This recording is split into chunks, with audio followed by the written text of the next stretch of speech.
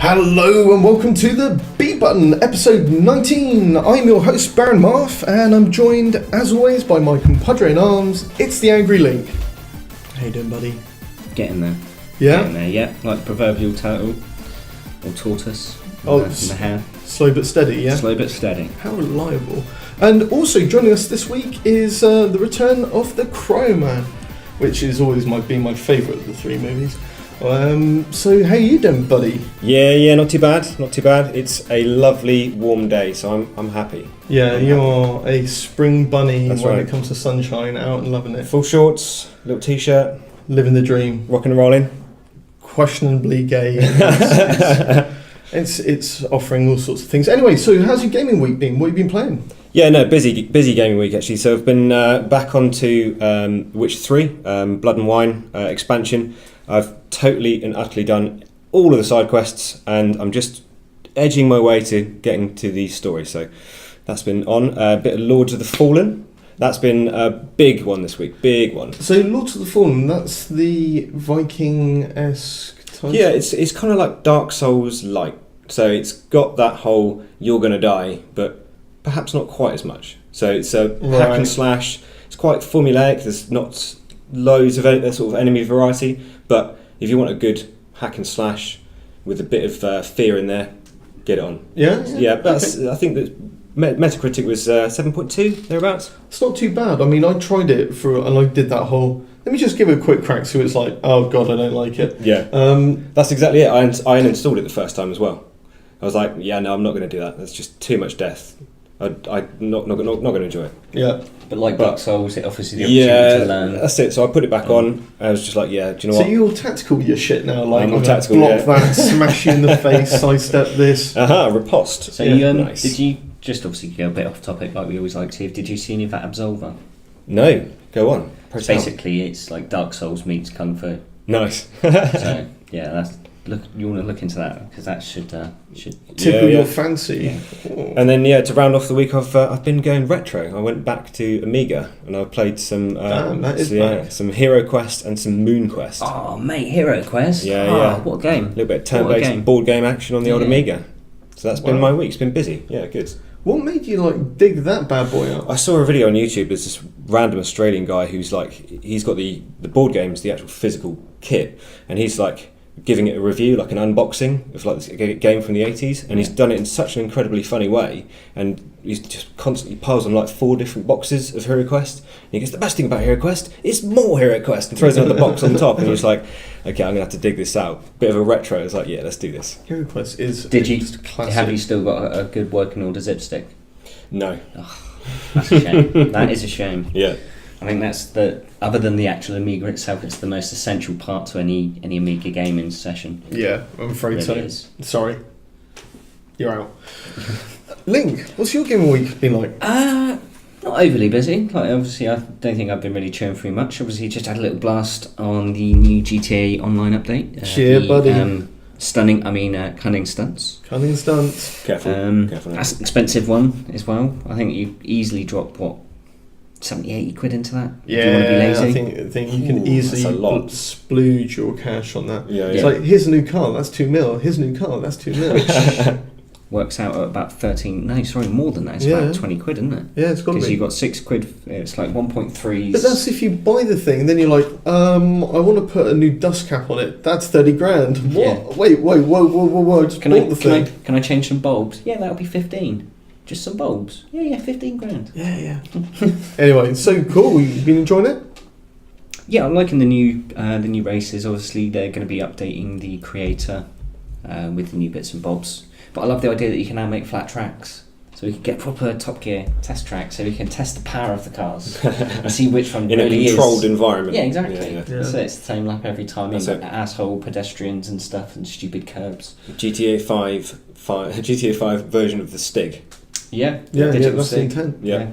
But no, it's been good laugh. Some really cool cars though. That's the annoying thing is they always are really cool cars that you want to buy. Quite true. Quite The true. Stratos as well. It's really good. The bikes, some of them are really good. The Gargoyle's awesome. It's got like this chained back wheel. Like, I've got to admit, it's not one I've fully embraced yet. Hearing you guys talk about it over the last couple of weeks, GTA Online is unbelievable. Should I? Yeah. Yeah. It's literally the best 50 quid you can spend. But I've already played it once, all the way through, and I bought it. GTA Online. Yeah.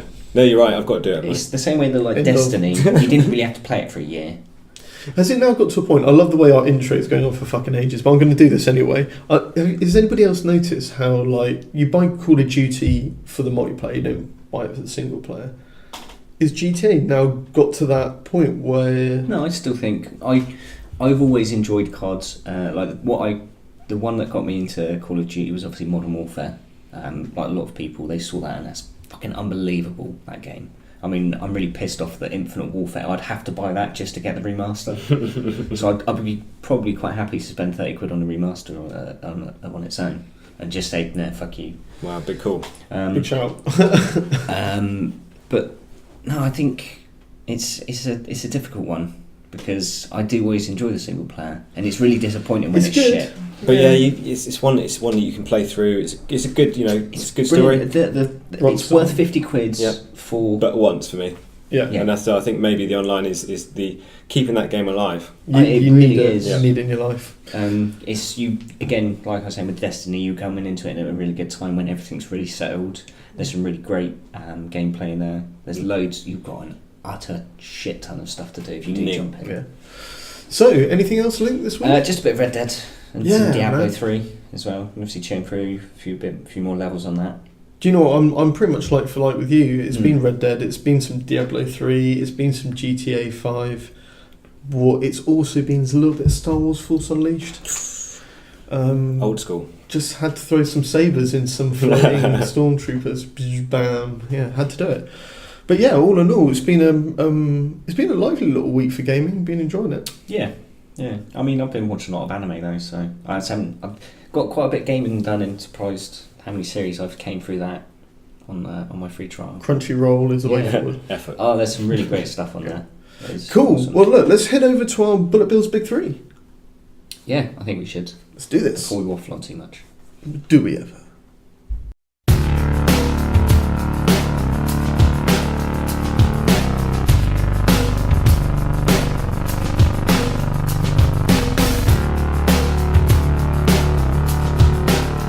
Shazam! Here we are into our Bullet Bill's Big Three section. It's a news section, baby. Darren's going to hit us up with our first bullet hole for this week. What have you got? This week, it's a big Star Wars week, so we've got Star Wars Celebration ongoing, and that is pretty much all about Battlefront. So for me, Battlefront was a huge fan on the PS2, and now they're bringing back offline split screen action. How do we think about that? Well, I think that would have more advantages for me buying it, so I don't have to deal with the online asshole. Because I love the idea of Star Wars Battlefront, but I just hate people online. I just remember being just such vitrolic assholes. I just remember being back on Bespin in 2, macking the droids, split screening with my brother, and just being there, sort of like on the couch, enjoying it. Thing is that's exactly it for me. Battlefront was always about that whole, I'm just going to be the badass caning my way through a load of CPU characters. That's basically it.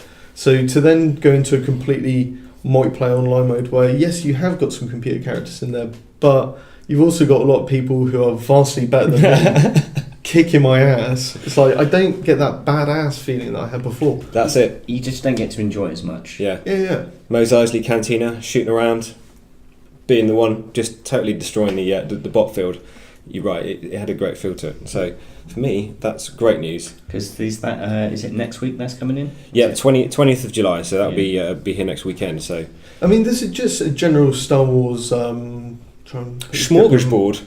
I was going to go wankathon, but smorgasbord. I was going to say it'd just be an ejaculation really of news, wouldn't it? I mean, I got 5,000 credits this weekend because I turned it on and went, cool, 5,000 credits. Turned it off immediately afterwards. All of the heroes are trial. You can trial them as well. So all of the, even you haven't got the DLC, so Lando and all of that stuff.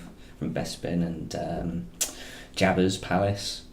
So yeah, it's been a busy old week. Obviously, they've announced the final DLC. That's right. Yes, it's a Death Star. Death Star coming for DLC. Well, no, we knew that was obviously That's the right, last yep. one, but they've the one that was early 2017. Yeah, the Rogue One Squadron Yeah. tie-in.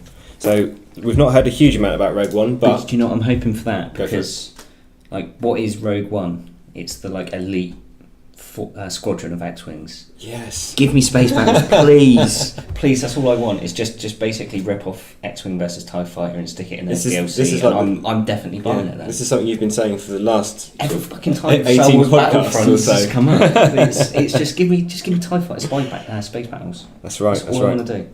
I don't care about running around shooting people. I'll shoot them out of the air. That's it. There'll just be some bit in the forest whilst in the background, like a Mortal Kombat background scene. There'll be like Kylo Ren and what's her name, like fighting out. That's It'll be obviously Felicity blah blah blah Jones's character, the main protagonist. She's going to be the hero, isn't she? And then you've got Ben Mendelsohn's character, who's like some General Mushti. He's going to be obviously the other character. Whiny brats. Anyway, sorry, we digress somewhat, but yeah. So all in all, quite a lot of Star Wars shenanigans this weekend. Wasn't it Amy Hennig was talking? That's right. So yeah, the Uncharted, one of the Uncharted writers is working on a game with a Visceral, which is scheduled for release 2018. So there's been a few screenshots dumped, little rumours here and there. There was a little bit at E3, which Link was telling me about. Yeah, obviously there was just like that 8-9 seconds of footage when they was doing that. Oh, here's what we're doing with Star Wars. We're going to show you people that are making Star Wars. Yeah. Like they did with Battlefront a few years back. Here's another people sat by desks on computers. Yeah, Aye. and talking about Tapping how much away we love it on the code. Yeah, so there was sort of like that little snippet, but there was, again, with the internet, it's the pause and frame by frame, and people were sort of digesting it So all. the question is though, okay, so she's responsible for a little bit of the Uncharted series. Mm-hmm. Obviously, that's kind of Indiana Jones inspired. Yeah. You kind of say, which is obviously another LucasArts title. So what's she going to bring from that experience into the Star Wars universe? What are we going to see? What do we want to see from the new stuff that's coming out? That's an interesting. I think with Disney basically dumping all of the what they're now calling legacy. The non-canon, all of the non-canon has been completely written off. It's no longer allowed. Other than the films.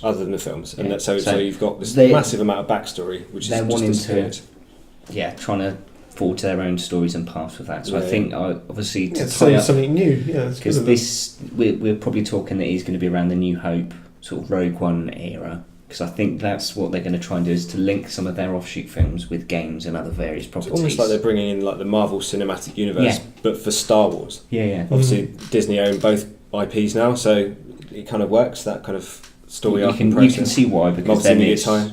it's the merchandising, multimedia, mass market. Just oh my god, just take my money, please. Just stop killing me. Is it going to get to the point though where they look at Quantum Break and they're like, telling stories with video and game.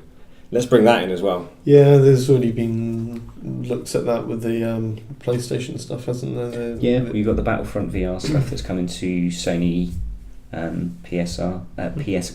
Yep. They've also did anyone see the HTC Vive demo? Yes. Lightsaber demo. They're actually releasing that, aren't they? They're bringing that. That's going to be free for. There's reason to spend 1,500 quid on a Vive. It's just that Star Wars demo alone. Yeah. So yeah, there's a lot of Star Wars stuff coming through, and I think, like you say, that it's not going to take long. It's like they've got just some sort of like Star Wars parade on at the moment. They're like Star Wars. Come look at Star Wars. Is that so you get the Stormtrooper band. Yeah, exactly. Walking through the streets. Yeah. One of them with big drum. Yeah. It's for charity, mate. It's for charity. Cool. So moving on to our second bullet hole for this week, we've got the mini NES. Oh yeah. The new console release. Well, new console sort of. So, I mean, I guess to call it the mini NES is a little bit harsh because we're not talking mini cartridges. We're not talking about, dumping in new games in all the time. It's a little emulator in a box, in effect. Yeah, basically. 30 games. some pretty typical old school ones. Mario 1 to 3. Got the Metroid there, haven't you? Zelda 1 and 2. It's got a HDMI port at the back, so you can Yeah. actually plug it into your decent TV, and it fits in the palm of your hand. Ah, yes, all the demo photos. Look at how small it is. Yeah. It's pretty, Not necessarily we want to show small things in your hand, but this one works. And it's old NES controllers as well, is Yeah, it not? quality. Yeah. which So- you can also use, because obviously they've got the same Same ports, ports, yeah. as the Wii remotes. So you can plug them into your Wii remote and use it as a Nice. multiple controller, even Nice. though that the Wii remote is just a NES Yeah, controller yeah. when you turn it on its side. Yeah. Anyway. I'll tell you what I'm looking forward to playing. One of my favourites was always Ghouls and Goblins. Yeah, Man, that's just yeah. a ball ache of a game. I know, it's Dark Souls 2D. Literally, Yeah. you're there running along. Yeah, it You've really got is. a spear that you can attack people with, but you're going to die. Mm. You're going to die. Awful, Yeah. awful God. Yeah, I mean, And there we is talk no about go Dark back- Souls, you know. There Like, is no go back to campfire. that is Dark Souls Yeah. in its first origin, isn't Yeah. it? Let's Prepare to die, yeah. prepare to die. Ghouls and Goblins. It's got a bit of balloon fight. Do you remember Nice. Balloon Fight? Balloon Fight's an awesome game. Do you remember that one, that Game Center DX video, where you've got that? It's just basically you've got this bloke he's all right at games, but he's not very good. Mm. And they just give him loads of old retro games and say, "Here you go, you can't stop until you finished it."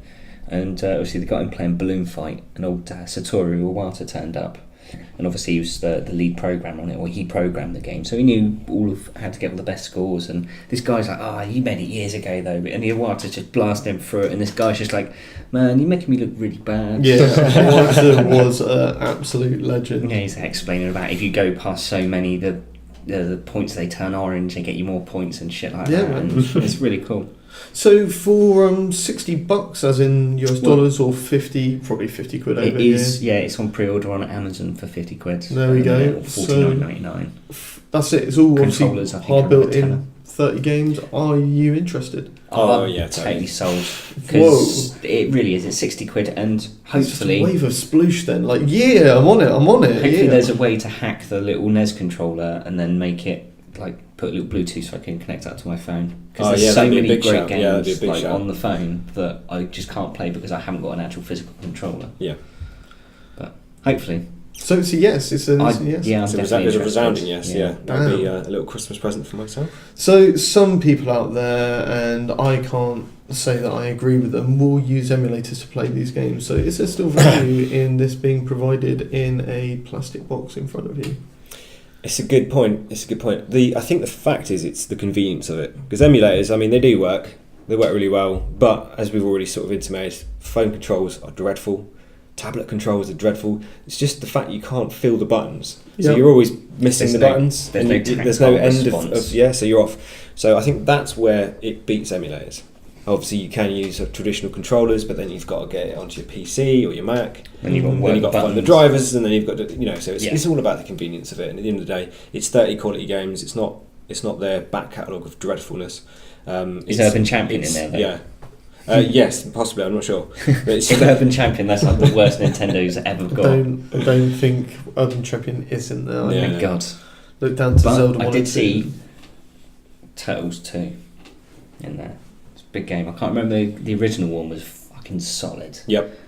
That one was insanely hard. But yeah, there's some brilliant games, and then like you say, I mean, just the Zelda and the 3 Marios alone, it's worth the 50 quid, to be Yeah, honest. true. Mm. I mean, I know obviously all of these games are available on the virtual consoles. But I think there's a lot to be said. Yeah. This is an official Nintendo Yeah, product as release. well. This is them going, yes, we want to give you that back catalogue in that price Yeah. bracket. So Okay, we'll release a new console as well. yeah. Microsoft are doing one, and probably Sony. So here's a NES, kind of. But the HDMI port Yeah. upgrade. That's it. It's HD. We've finally entered the market. Cool. It's the NES S. Well, talking about actual... oh, God, please don't, please.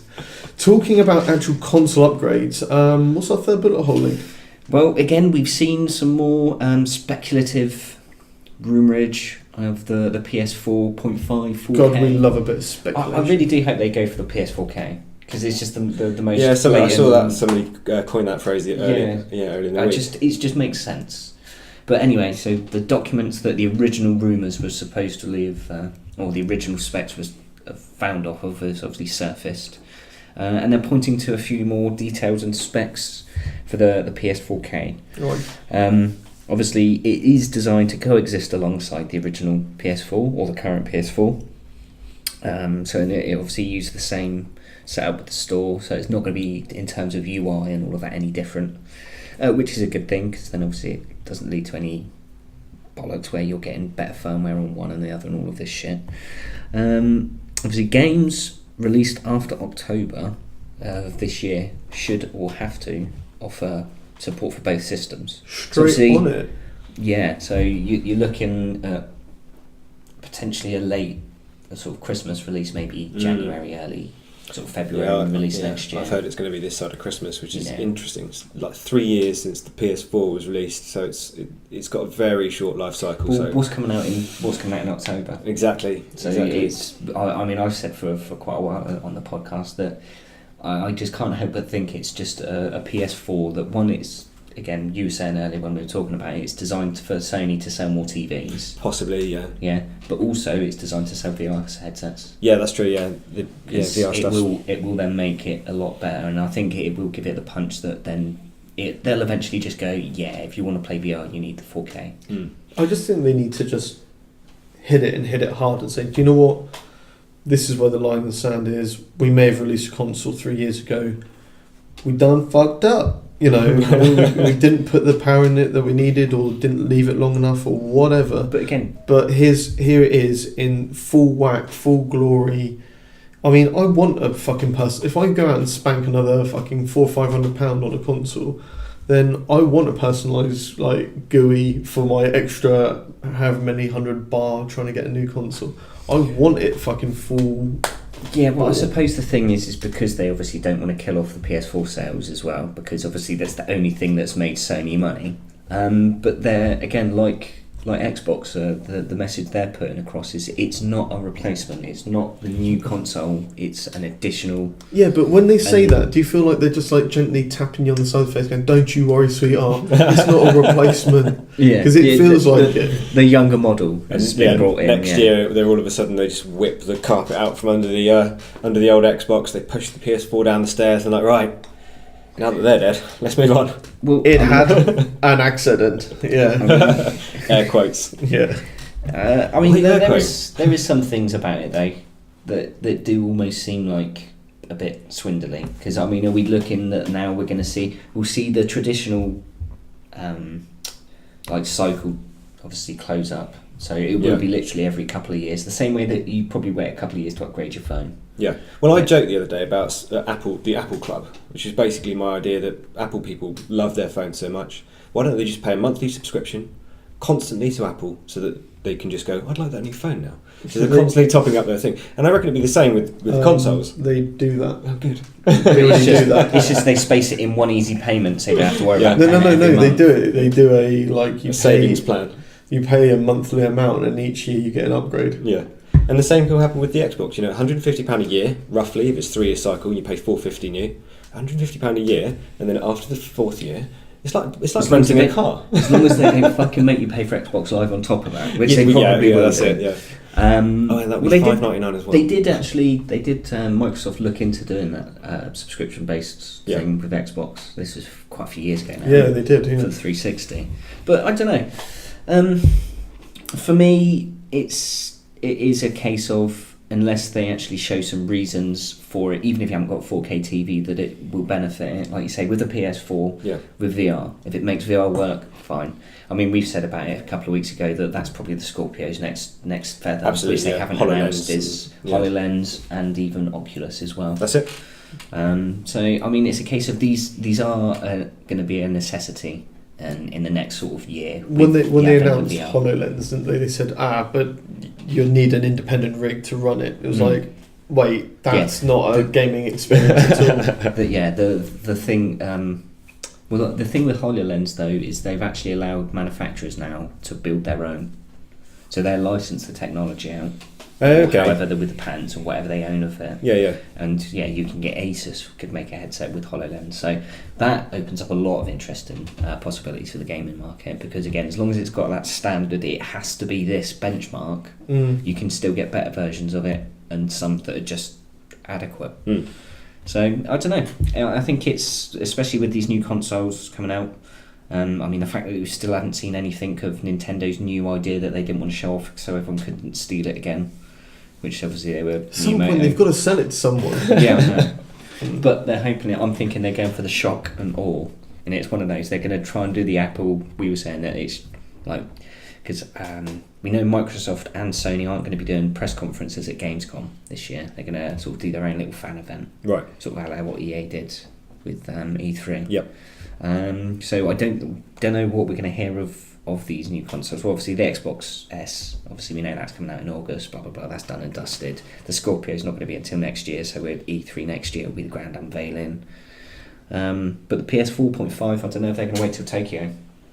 Yeah, possibly the end of the year. Because I think that's the region that they're going to struggle most with selling VR or 4K gaming. Because I think a lot of Japanese, it's just the sizes of the TVs and like how much we were saying about it, like how much room as a kid got. Yeah, I was watching something the other day that said that 4K TV doesn't actually start to show benefit until you reach 55 inches. Yeah, that's right. And I was just like... The same way that anything up to 32 inches, 720 is fine. Yeah, exactly. You will never see the You're difference. only talking about people who've got space for, 55... 65-inch TVs. I mean, you can have one in a small room if you're willing to sacrifice your eyes. Wall, yeah. And, you'll have that sort of sunburn effect from behind you. Gosh, this is a big telly. Look like a nuclear bomb. I've done that. The shadow when a nuclear bomb goes off. Yeah, exactly. Cool. So, all in all, excited about it? Still not a seller for me. I mean, if it's too much expenditure. Yeah, I would say if their VR headset was better to the point that you could plug the PS4K and it would still give you the resolution, sort of, because they're doing the theatre mode for PS4 games, then I would be a bit more sold. But the fact that you're talking in the same way that VR is expensive on PC, well, 4K gaming is very expensive for everybody else that isn't already invested in 4K. Because you're at least $1,000 to get a TV that's worthwhile. So this ain't pushing you over the edge on it? Not for me. I think like the same way that I'm quite happy with my Sony Z3 phone until it breaks to the point that I can't replace that sheet again. Yeah, that's it. Cool. So, and what about you, Crowman? It's all about waiting to see what this VR stuff is, because I think VR's definitely got some way to go. I think personally VR's the more exciting thing than 4K. Yeah, and I think if it facilitates the VR stuff, then it's definitely a possibility, because obviously the HoloLens is way behind the releases of the PSVR. Yeah, you're talking at least a year before any sort of prototype retail units. If stuff comes out showing the VR to its fullest and some really interesting ideas, I have a feeling it will be a bit like the Kinect, in that the idea is great, but the execution might not be. But if they prove that wrong, then we're talking. Cool. One quick last thing on the HoloLens. If they make it work like they did with Minecraft, it will sell fucking millions. I kid you not, it will sell millions, because, I mean, look at how much money they've made from they spent 2.2 billion on it, on Mojang. So they've already made that back tenfold easily. Well, not probably tenfold, but you know what I mean. It's easily paid off itself already. Yeah, it's going to be a cash cow for a long time. Hells yeah. Cool. And talking about cows, let's move it over to our What's the Beef, Chief?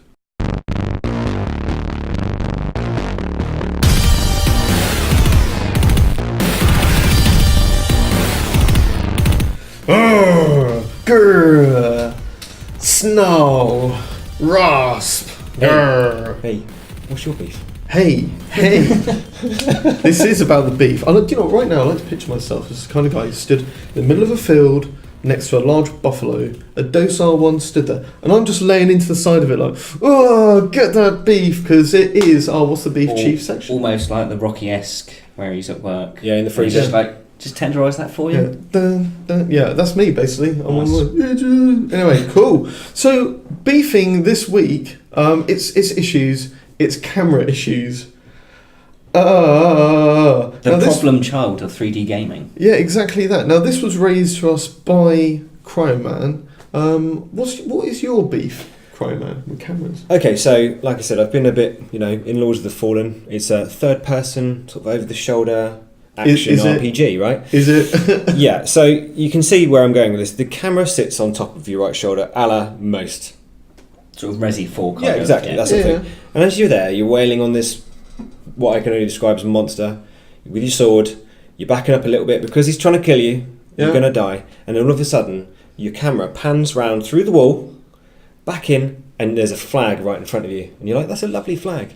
As you're getting beasted. Oh, and now there's a sword. Yeah, exactly. So my beef is, what's going on with cameras?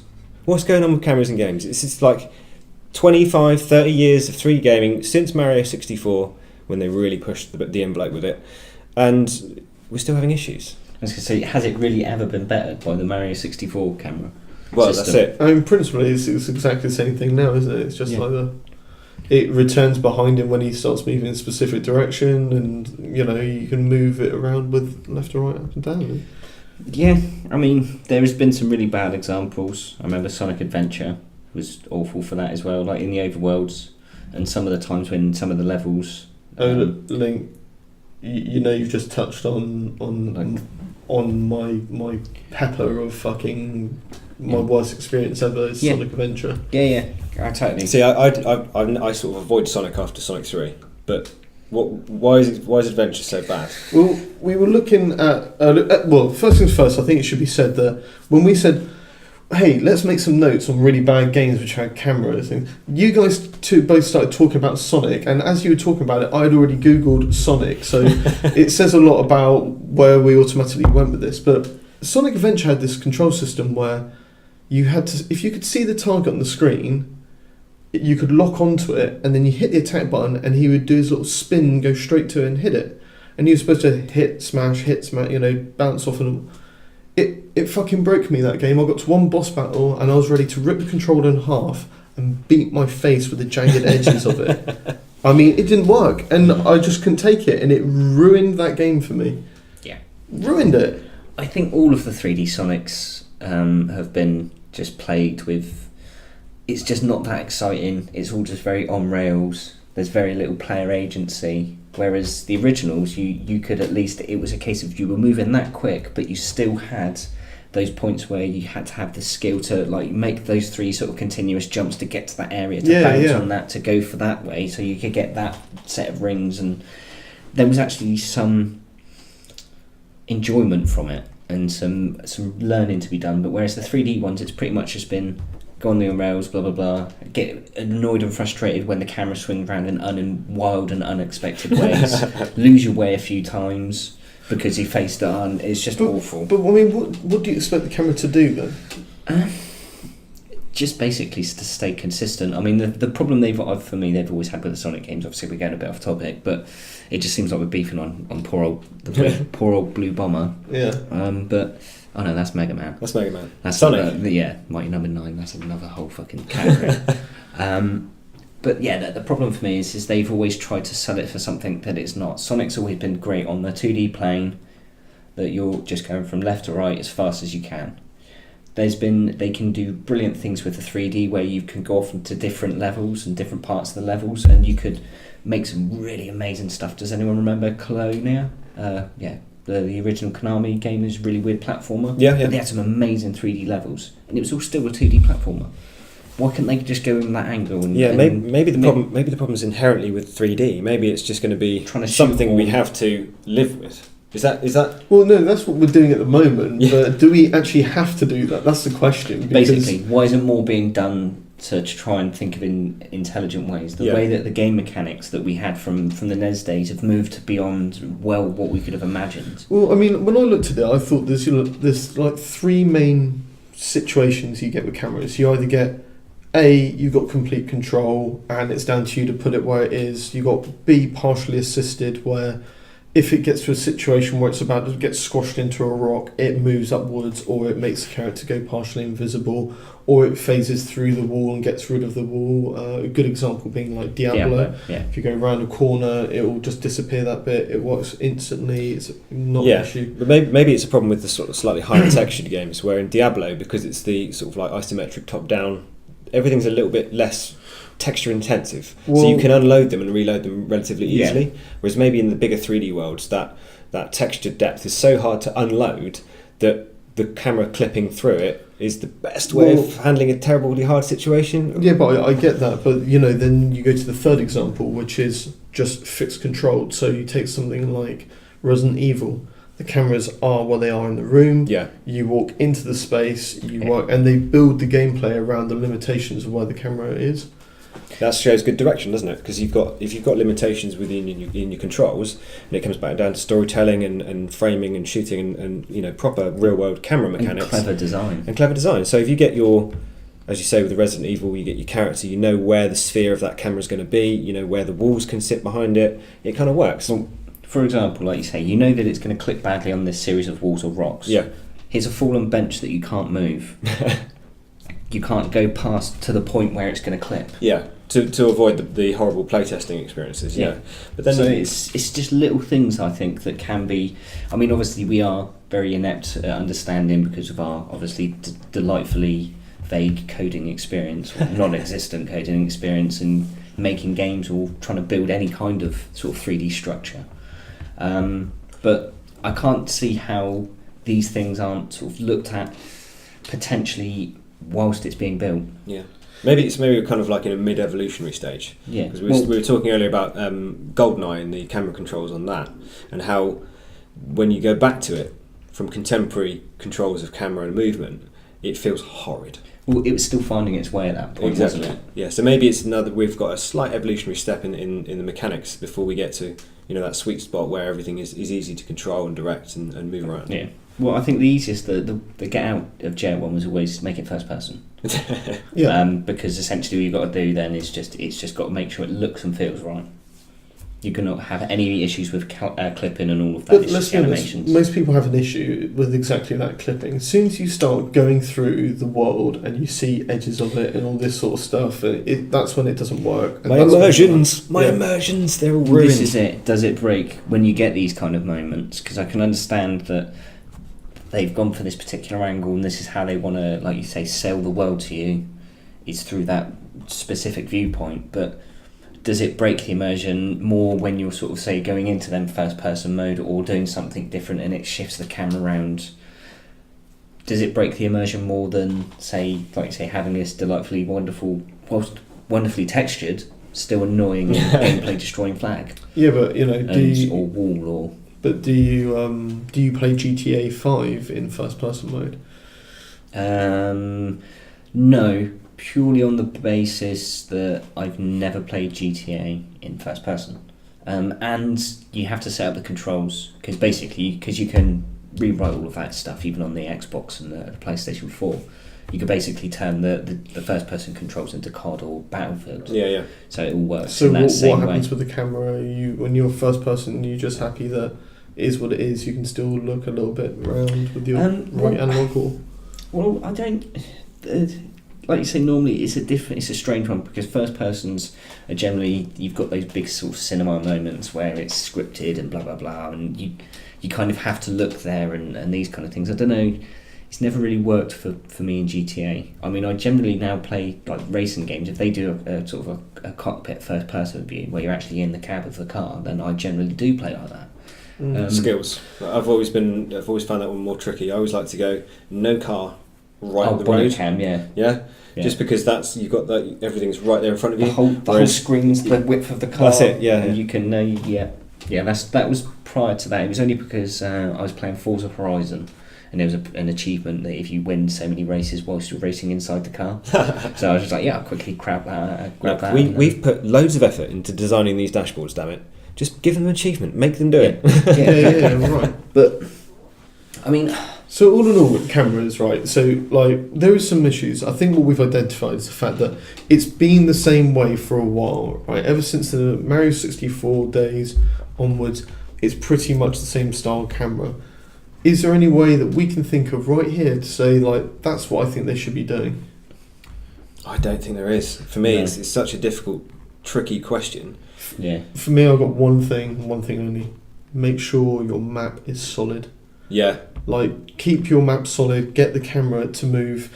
If it has to move, make it move in a wider arch so we can see more of what's going on. Yes. I'm fed up of seeing the backpack of my character at point blank range and all this sort of shit. How about this one, when the camera goes in so close to your character that you can actually see the back of the eyes of the model? Yeah. It's like, oh god, I'm inside his head now. No, don't do that. No. That's what we want. We want you inside your character's head. Yeah. Cool. Yeah. So, camera issues, all in all. Well, I've got a thing.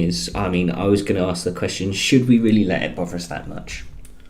I mean, a lot of the times it's fucking annoying, especially when you get macked for it. Yeah, and you get caught up in it. But like, should we really? I mean, it's a difficult, like you say, these big 3D games. It's not easy to build these things and get them running coherently without a shit ton of bugs.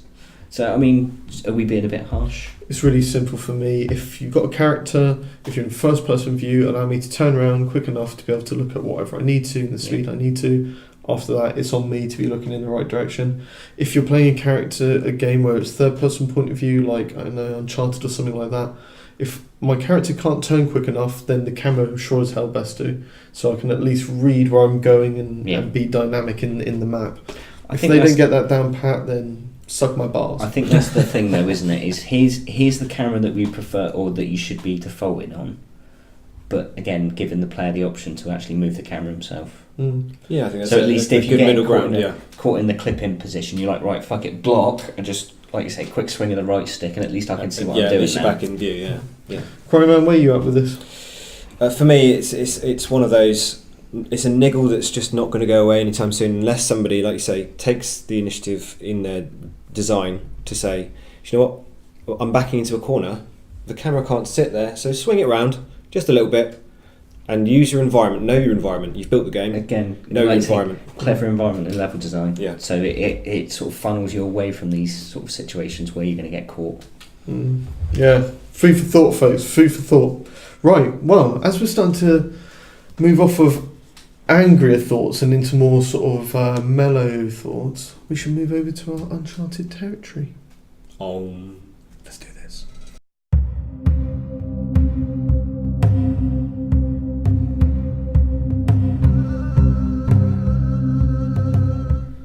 As the mellow section of the podcast, it's the uncharted territory.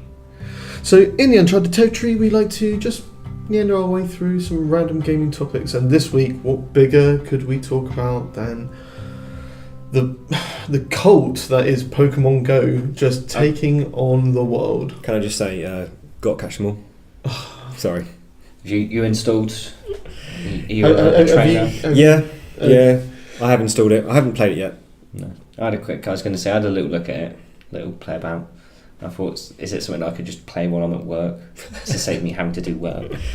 Yes, the lazy approach to a game that involves walking around. It does kind of encourage you to go on missions, so no, I can't. I quite like the idea. There was a guy recently who he attached his smartphone to a drone. Yeah. I was going to say, there's always people that hack the shit out of this, isn't there? And he was playing Pokemon Go whilst catching Pokemon on his drone. Just sat at his desk. It was like ingenious, slightly lazy. Yeah. Just to be clear, for anybody who doesn't know what Pokemon Go is, where the fuck have you been for the last 2 weeks? What have you been fucking doing? Darren, what's it about? Alright, so Pokemon Go is a little mobile game built by a company called Niantic, I think they're called, by the Pokemon Company, which is Nintendo, and you effectively go around with your smartphone on the GPS and littered around the world in augmented reality glory. You've got Pokemon that you can catch by throwing some Pokeballs out. Got to catch them all, Darren. Got to catch them all. I'm glad we're all on the same page. So that's it. So it's encouraging people to get out. It's it's getting families together, and communities are arising around it, aren't they? Exactly. I've had some really people have been on Reddit. It's just like, Pokemon Go is amazing. It got me laid. What better reason? Yeah, great. I can go get laid by playing a video game. Amazing. How does that work? Yeah, I think again, you're in the same areas where people have got Pokestops and people have put lures. Obviously, there's various elements to it that do encourage. I honestly people wrong. grouping together. Wrong. There was a near riot in Central Park yesterday. Because there was a rare Pokemon and literally hordes of people just descended. Gaming geek, Pokeball. The thing is, though, I mean, it's like The Walking Dead, but with people with smartphones. Literally, it is being described as that. Is like, I think it's Pokezombies or Pokebees or whatever. It's just like you say, people are just like, yeah. There's been reports of people walking off cliffs. Yeah. Whilst playing it. Good. Giving up their jobs to play it full time. I mean, it's the Darwin Awards, live action Darwin Awards. Yeah. If you're that engrossed in something that you're gonna walk off a cliff, then like as the immortal Bill Hicks said, great, one less moron in the world. I mean, let's be honest, no great last there really is there, you know. Oh dear. There has been obviously, like you say, some negative stories. I mean, obviously the British press have sensationalised the viability of how dangerous it could be for children. But again, who's going to let their kid go roaming around there? Oh, you're right, you've got a 10-year-old kid. Why don't you just let him go missioning off on like a 10-mile hike because he needs to hatch his egg? Don't worry. But get off your ass. It's 11 o'clock at night. If you need to go and catch that Pikachu, off you go. Yeah. Yeah, there's been like again. You want a torch? Stories. No, you've got one on your phone. Terrific. Yeah, I mean, like, I don't know. I personally found it very difficult. I'm not a multitasking person. I can't multitask. So for me to like drive and catch Pokemon at the same time whilst drinking is difficult for me. And I'm not going to give up my drinking. Yeah, or my driving. So one of them has to go. Yeah. No, all joking aside though, you know, okay, people have been like, I know, stepping in front of buses or jumping off cliffs or trying to pile into police stations to get a rare Pokemon to the point where police are like, get back, get back. It's funny though, because you don't actually have to be terrifically near something. To like, once you kind of see it on the screen, that's it. It's like, right, bing. If I can just get into that nearest gel cell, that'll get me close enough. Yeah, it's... I really like the one right at the beginning, which was a girl said, I went down to a water source to try and catch a water Pokemon, and I found a dead body. And it was like, I really love... No, don't catch those. Yeah, no. Do you want a Pokemon? I know. Yes, you have flicking Pokemon. Pokemon. It's not working. It's not working. I mean, can I also graphics just are amazing. give a big quick shout out to somebody who I know will be all over this, which is Mikey Meese. First thing first, Mikey Meese is all over it, and is probably Biggie Mac.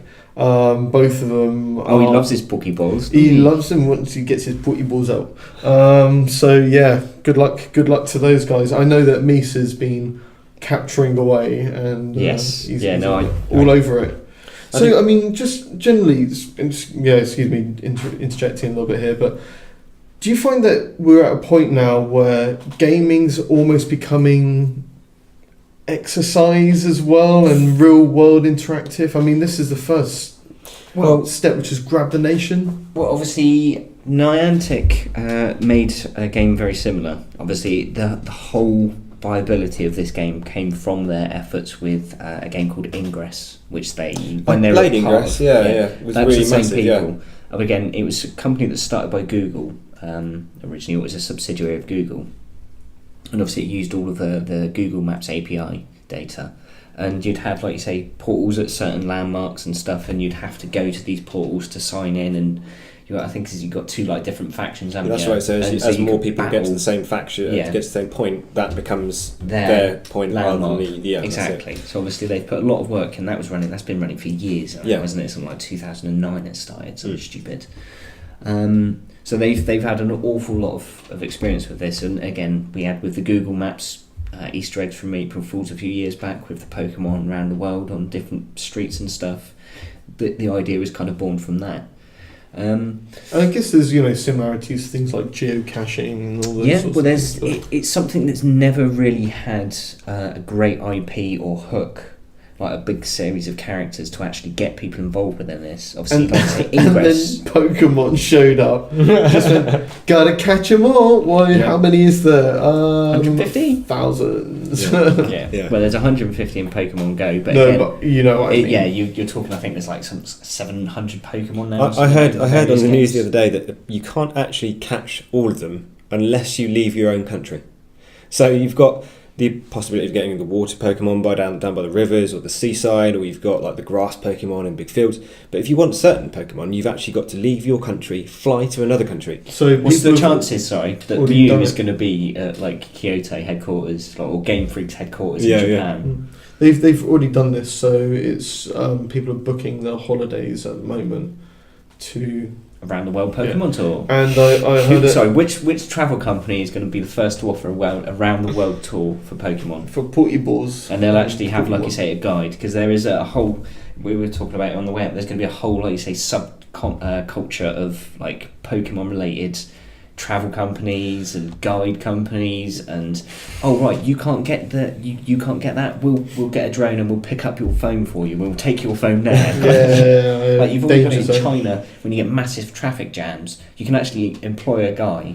He'll ride up on a bike and he'll have this guy on the back. The guy on the back will get in your car, sit in your car in this traffic jam, and you can fuck off on the bike. Nice. Traffic jam by proxy. So has anyone actually seen these, Pokemon zombies in the street? Do you know what? I haven't I've been one of them for brief moments, obviously on my walk to and from work. I mean, if you walk about a lot and you get about that way, then it's a really great little thing to do whilst you're on a mission. I've seen quite a few Pokemon zombies stood around just like... you'll see them because they'll be like waving their phone around. And I'm sorry, if you can't be aware of what street you're stepping into, people are collecting them on toilets, people are collecting them in all sorts of peculiar places. Yeah, apparently the Holocaust Museum in New York City was big. Yeah, Washington. Big Washington. Nice touch. I think that's just a bit of poor planning on Niantic's part. It's almost like it's an algorithm. It's like, is it a landmark? Yeah, then stick a packet stop there. Yeah. How long again before restaurants and you can Niantic will sell Pokestops? So you want to market your business. Because I was reading a story, some guy who owns a deli, just loads of kids turning up because someone had put a law there. Loads of kids had just turned up, and you've got loads of teenagers and stuff, and he's just getting really nervous, thinking like a mob's about to kick off and fight, to the point that he's gone out there and he's like, what the hell's going on? And this kid's like, we're all playing Pokemon. This hot dog van's blown up because it parked on this street corner. Well, it's not going to be long. It's not going to be long before ice cream vans have started playing the Pokemon soundtrack and driving to their lure stop. Yeah. No. They will just have. It'll again. This is what the British tabloid media is obviously picked up on, and the NSPCC. Is that right? Yeah. And they're worried, obviously, that again a paedophile is just going to be like, right, that's 50 quid. I don't even need a bag of sweets anymore. They'll come to me. Yeah, it's worrying. Again, I'm sorry, but. It's the kind of thing that it goes back to this whole thing with parents and responsibilities as parents, that you don't let your 10-year-old vulnerable kid go off on his own to, what's the time? It's 8 o'clock at night. I'm just going off to this Pokemon lure. But this is kind of the crux of the matter, isn't it? It's just we're in a situation now where gaming is becoming interactive and you are going out into the real world. So if you don't look up from your phone occasionally, you're going to get hit by something. And to be totally honest, if you can't get that into your mindset when you're going out and doing these sort of things, then no great loss. We're not going to evolve with you still interacting on this planet. Sorry, I've said it. But I don't know. I mean, can you see yourself going out and collecting Pokemon, Crowman? No. Can you see you doing it without your kids in tow? No, that's the answer. I won't be doing it on my own, but I have got kids. So we're going for a walk. We're damn well going for a walk, and we will be catching this Pokemon that I've been looking for months. Right, I've just got to drive. You've been looking for. I've just got to drive for 45 minutes. Yeah. We're going to Manchester. Yeah. I've heard there's a Snorlax. So for me, I think it's got the potential, as you say, to get people out into the real world, to move them around more. To see more things, as obviously landmarks, local history. There's loads of good stuff going on, but there's also a load of old tripe going on as well. Should we touch on some of the nicer sides of it first before we start pulling some hate? Obviously, we've gone through the bad paedophile stuff. I think we've done the hate. Show us the love. I mean, there was a woman that had obviously just started playing it. She'd been living in New York City for years and years and years. She'd never really knew anything about the local few blocks in her area, and obviously there's loads and loads of stuff. So she just by playing Pokemon Go, she's found out all these cool little theatres, and she's gone out into the world and actually seen some of the community around her. Obviously, again, staying in New York, there's some coppers that have been, I don't know how it probably chided really for it. I doubt much is going to happen. They've not been suspended, but they've been playing Pokemon Go on duty. But to the point that now you've got youths and people and young teenagers that wouldn't have interacted or got involved with the police at all are actually communicating with the police. They can then get into the community on a level where they can interact on a sort of shared ground. So it's, again, with obviously the problems facing a lot of the police departments in America at the moment, it's not a bad thing. Yeah, true. They're being seen in an enjoyable, fair light. That's it. Is it will you be playing it or will your children be playing it? I will not be playing it. Well, maybe I might. Right. No, because the beauty of it is now you can get that watch thing, can't you? So you don't even have to need to take your phone out. It will just buzz, and you're like, "Ah, sweet." Pokemon, Yeah, bam. I don't want that unless it's the thing from Alien, the little device that shows you where the aliens Oh are. no, Yeah. but again, Boom, boom, boom. Yeah, that'd be amazing. That if you do that, then yeah, I'm involved. Alien Pokemon Hunter. Cool. So I guess the question of the day is then, is this a blessing or are you entering the danger zone? Is this like a good thing, Pokemon Go, or are we just like having a quick fad at something, or is it like destroying what gaming should be about? it's not destroyed Nintendo because it's put like $7 billion on their value of their company. It has over pretty much overnight. Pumped their share price up. Yeah. So it's not done badly for Nintendo. Obviously Google and Apple are going to make a killing from it as well, so they're going to be happy as fucking Larry. So they're going to be thinking this is a wondrous thing. Thank you very much. I think it's like anything that most people, 90% of the population, they're going to be fine with it and they're going to do it sensibly and they're going to be smart about it. It's just that like 10%, that 1 in 10 people that's just a complete dick. Lemming, yeah. And it's just, like you say, he's going to walk in front of a bus. He's not going to realise there's a train track or a lake or a crocodile or whatever.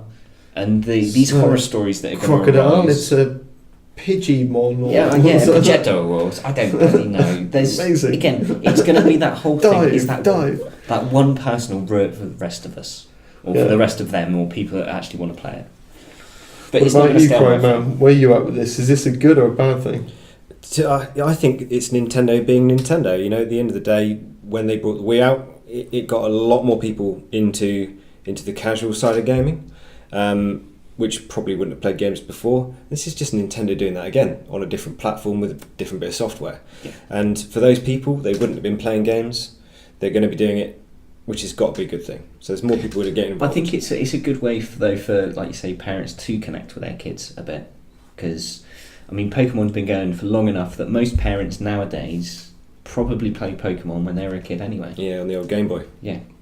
So I mean, it was out in '98, the original ones, weren't they? Mm-hmm. On the Game Boy Color. So I think it's a good thing for families. I think it will have very much of a faddish effect. Yeah, I don't think it's going to have But- a major impact on AAA and hardcore gaming. But No. the cynical side of me says that it's just a marketing ploy just to get people to buy Pokemon, whatever the ones are coming out in a few months.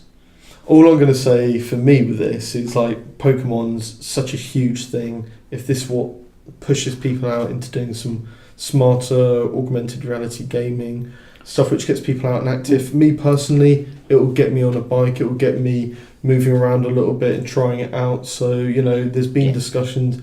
I've looked at the missus, we've both gone, are we going to go hunt some Pokemon? Both partially ashamed and partially proud of the initiative to go out and do some exercise. So in some ways for me personally, this is like a goer. It's you know? that thing of gamifying life, isn't it? Or gamification they talk about. There's this thing now with work and That's it, yeah. all of this rubbish. But I just want to sort of, before we sort of wrap up, I just want to make another quick point. This has actually given me a lot of pause for thought with what Nintendo are going to try to achieve with the NX, because we've talked about that there's potential that it's a mobile hybrid console that you can use on your TV but still take the same experiences out on the phone, road, on the toilet and on the road. But just imagine if all of your games, like all NX games, is if I go to the shop there, I can pick up these set of rupees or this specific Poe in Zelda. I mean, that, because that's the big thing that Nintendo, because they want to keep their customers purchases healthy, paying for don't they? themselves. Yeah. I like it. Yeah, amazing. Yeah, and I can see Nintendo saying, cha-ching, yeah, I'm down on that. Time to get that share price back up again. Cha-ching, cha-ching, the Wii U is a failure. Cha-ching, let's hit it. Anyway, enough of my cynicism. Right, so I guess from Angry Link, what you got, buddy? Final thoughts? Just a farewell. Auf Wiedersehen. I was going to do the Truman Show one, but I'm not going to. Yeah, good, fine, good choice, yeah. Fuck Truman. And from you, Cry Man? Yeah, just thanks for having me, guys. It's been an absolutely interesting discussion, as usual. You're more than welcome, because we've had all of your notes that you can to go from. Ledge. Pleasure to have you, man. Baron's out. Peace.